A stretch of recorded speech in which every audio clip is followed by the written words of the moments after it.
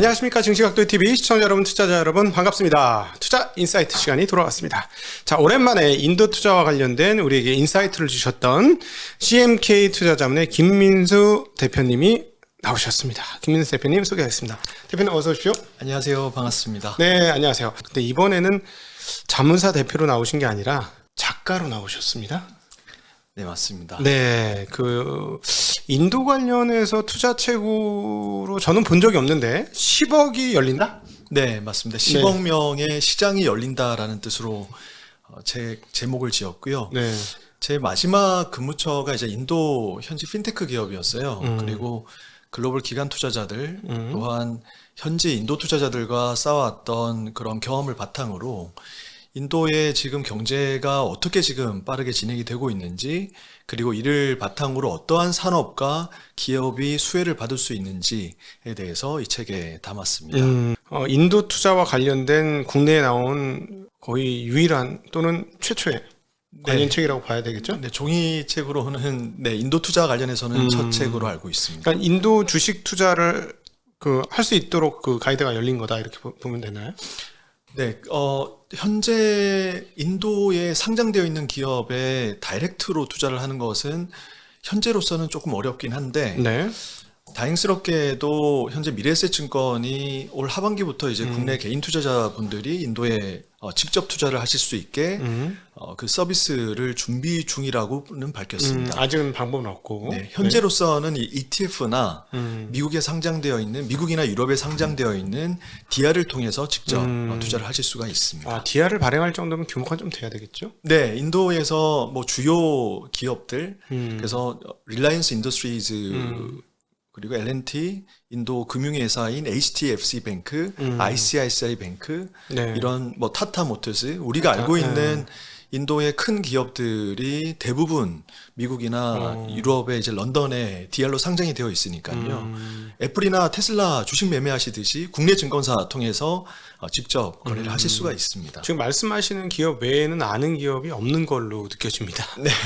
지금 말씀하신 기업도 채 다 몰라요. 지금 네. 웬만한 분들이. 근데 인도가 여전히 우리한테는 약간 투자로서는 좀 먼 느낌인데, 맞습니다. 서구 투자자들은 굉장히 적극적으로 투자하고 있다면서요? 네, 인도 기업에서 일을 하고 인도 투자자들, 그리고 글로벌 기관 투자자들과 이제 만나면서 제가 사실 인도 하면은 떠오르는 이미지가 인도 상점마다 꽂혀 있는 QR코드, 그게 생각이 납니다. 그래서 인도가 사실 현금 사회에서 전통적인 은행을 건너뛰고 디지털 사회로 빠르게 이동을 하고 있는 것이죠. 네. 또 한 가지 간과를 하고 있는 것이, 인도가 사실 글로벌 메이저 경제 국가들 중에서 소비와 소득의 성장이 가장 빠르다는 점입니다. 네.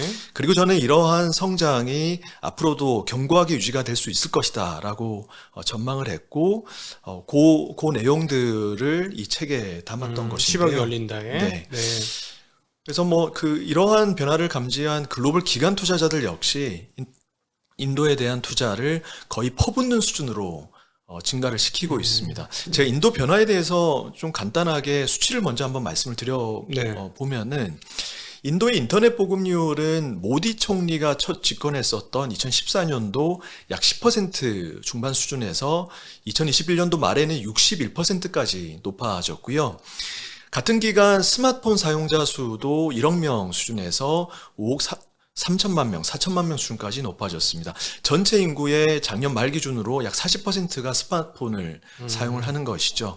그리고 이러한 이 성장을 기반으로 인도의 디지털 산업이 본격적으로 개화를 하고 있는데요.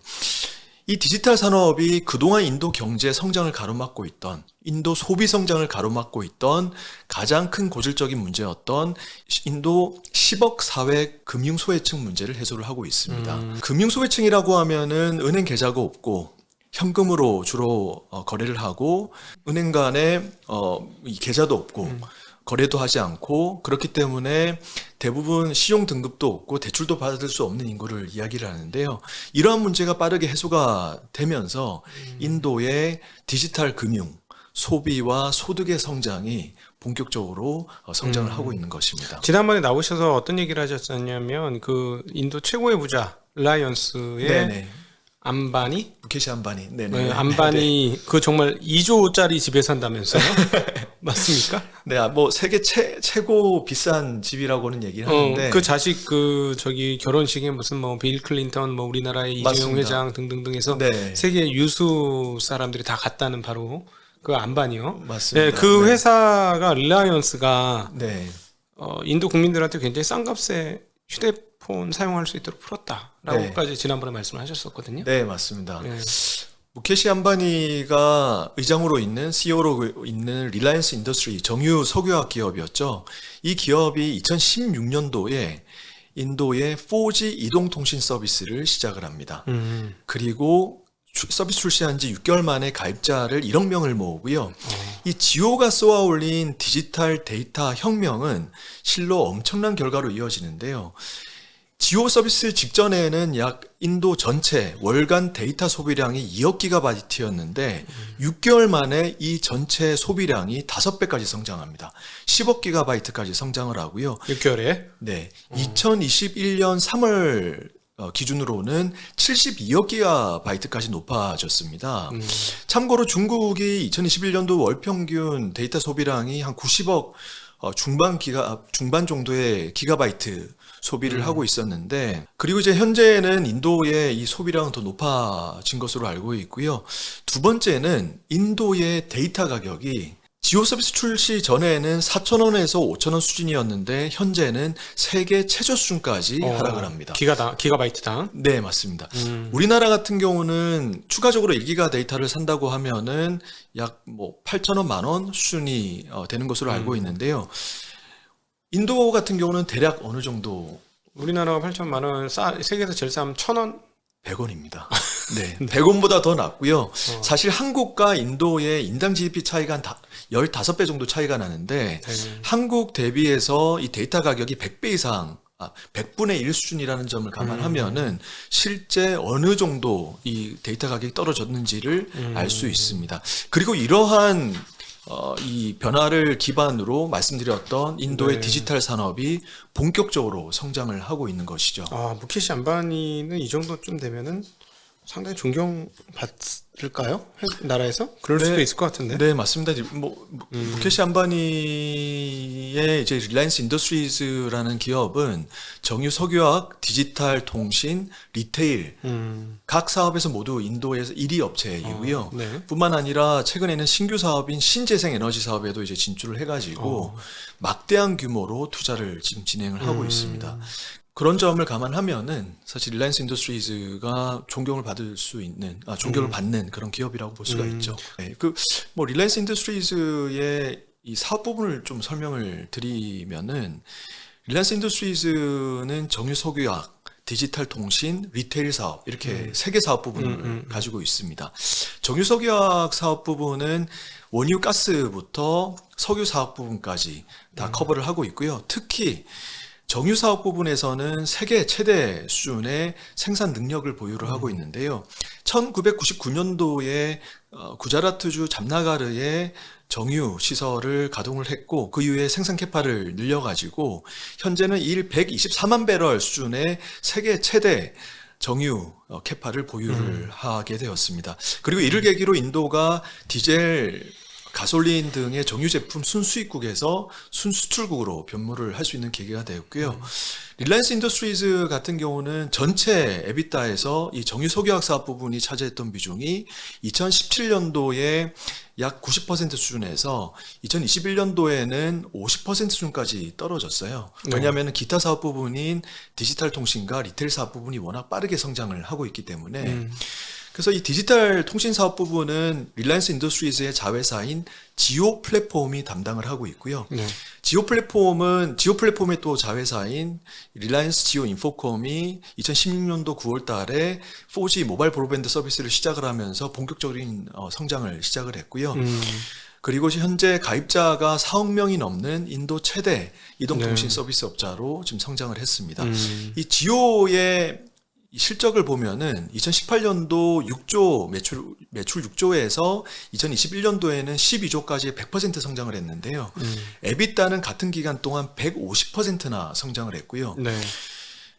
다만 이 에비타 마진이 2021년도 에비타 마진이 약 50%나 됩니다. 어우, 예를 들어서 가능한가? SK텔레콤의 에비타 마진이 30% 초반인 것을 감안하면은 실로 엄청난 규모인 것을 우리가 알 수가 있는 것이죠. 공짜로 회선을 깔아줬는데 이게 가능한가? 그러니까 엄청난 이 유저 수가 들어오다 보니까 예. 이 정도로 빨리 성장할 수가 있는 것입니다. 그리고 인당 유저당 데이터 소비량이 또 많아지는 것이거든요. 그러니까 워낙 싸게 해줘도 워낙 숫자 큐가 많으니까 그게 감당이 된다. 맞습니다. 예. 네.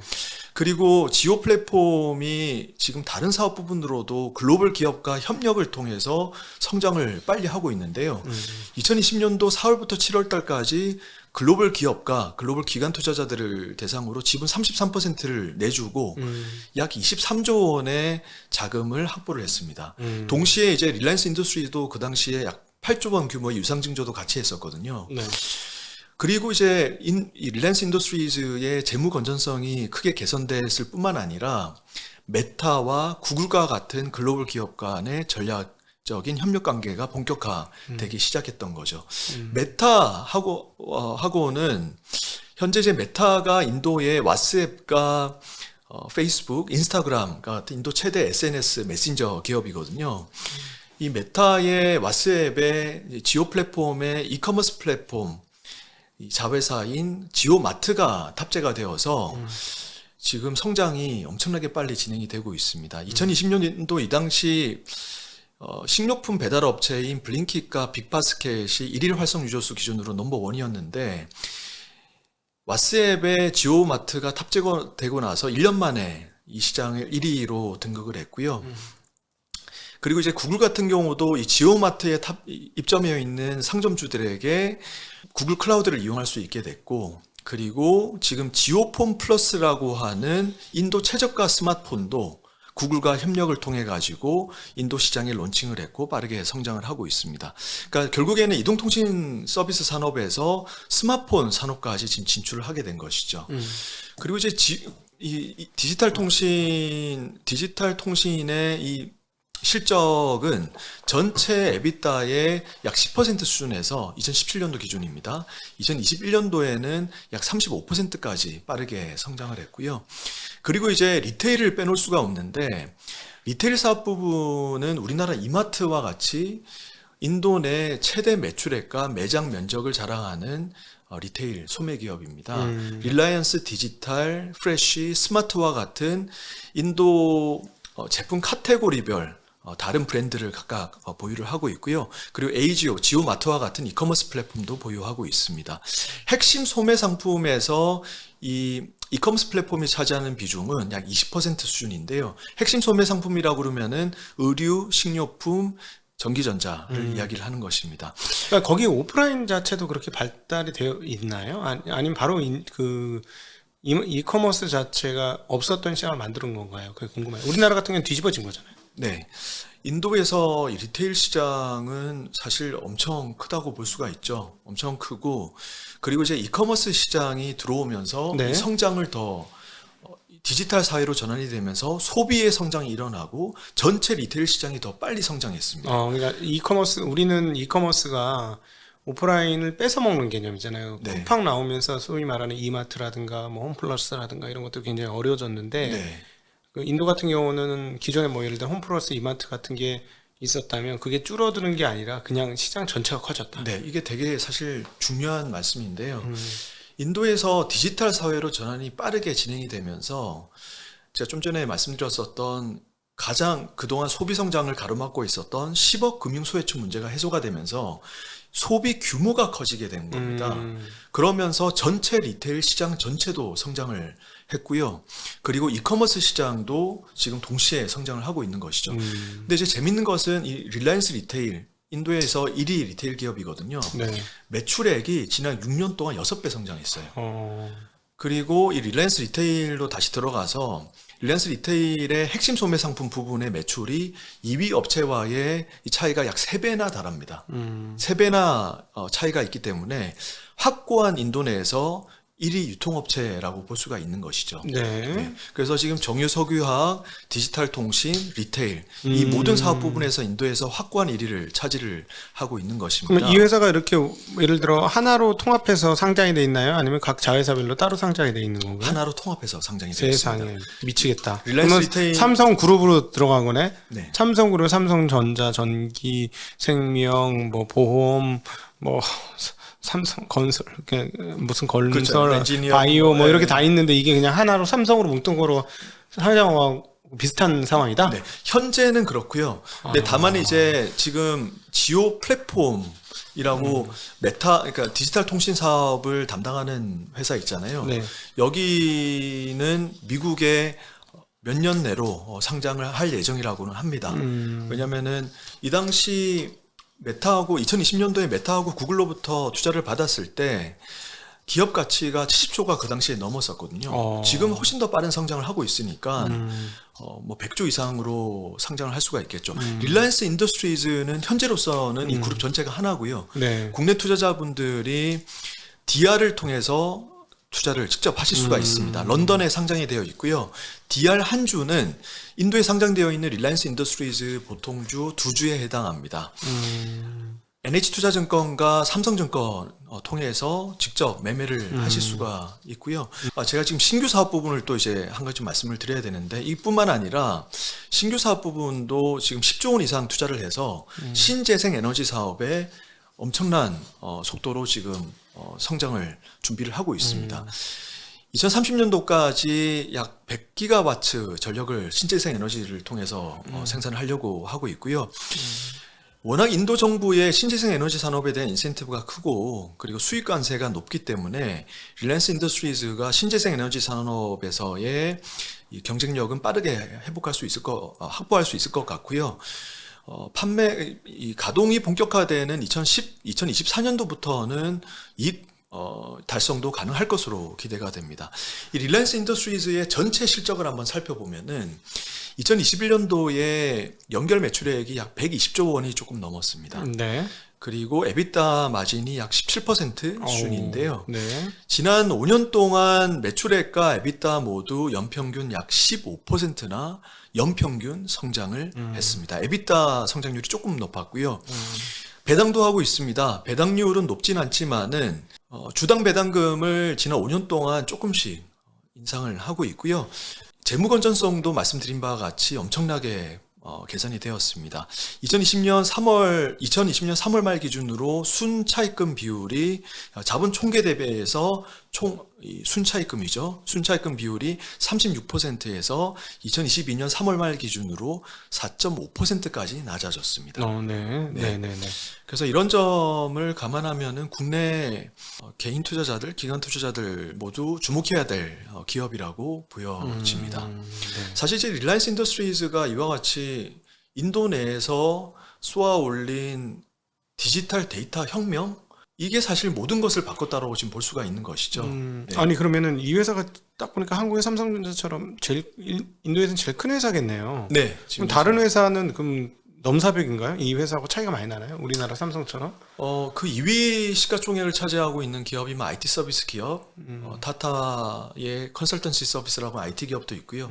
그다음에 HDFC 뱅크, ICICI 뱅크 이런 기업들도 있고요. 이런 기업들이 뭐 타타 IT 컨설턴시 서비스 빼고는 거의 대부분의 상위 기업들이 이제 DR이 상장이 되어 있고 또 DR에 투자를 못 하신다 하더라도 ETF를 통해서 투자를 하실 수가 있습니다. 네. 그러니까 ETF는 사실 그 여러 라지캡, 스몰캡 그리고 여러 섹터별로 투자할 수 있는 ETF가 미국에 13종류가 인도 투자 ETF가 있고요. 국내에도 두 가지 종류가 ETF가 있어요. 네. 그 니프티 50 ETF하고 레버리지 상품이 있는데 국내 상장되어 있는 니프티 50 ETF라고 하는 것은 인도 증권거래소 NSE, 내셔널 스톡 익스체인지에 상장되어 있는 기업들 중 상위 50개 기업을 추종하는 그 지수를 에 투자하는 ETF고요. 그리고 이제 또 한 가지는 이제 그 레버리지입니다. 미국에 상장되어 있는 ETF 중에서 운용자산 기준으로 가장 큰 ETF는 INDA라고 하는 ETF인데요. 이 ETF는 블랙락이 운영하고 있는 ETF고요. 주로 인도 라지캡에 투자를 하고 있습니다. 여기에 필적할 만한 ETF를 꼽자면은 플린이라고 있고요. FLIN. 플린은 프랭클린 템플턴이라고 하는 글로벌 기관 투자자가 이 운영을 하고 있고요. 라지캡과 미들캡까지 투자를 하고 있습니다. 플린의 이 운용 자산 규모는 인다 대비해서는 크게 작습니다. 왜냐하면 2018년도에 상장된 지 지금 4년 정도밖에 되질 않았기 때문에 운용 자산은 인다 대비해서는 좀 낮은 수준이나 사실 운용 수익률을 보면은 인다와 비슷했거나 아니면 기간별로 오히려 더 높았던 기간들도 있었습니다. 또 한 가지 또 소개해드리고 싶은 인도 ETF라고 하면은 스몰캡에 투자하고 있는 스민이라고 하는 ETF고요. 블랙락이 운영하고 있는 ETF입니다. 이 ETF는 인도 스몰캡 약 300개가 넘는 ETF에 투자하고 있는 ETF인데요. 이 ETF의 포트폴리오 중에서 가장 높은 비중을 차지하고 있는 기업이 바로 볼타스라고 하는 인도 에어컨 기업입니다. 네. 팔릴 것 인도의- 같아. 팔릴 것 같아. 네, 요즘같이 더우면은 집집마다 하나씩 놔야 되니까. 네. 그러니까 왜 그 이 스몰캡 인도 투자하는 가장 큰 스몰캡 ETF가 볼타스를 가장 높은 포트폴리오를 가지고 있냐 이거를 또 주목을 해야 됩니다. 네.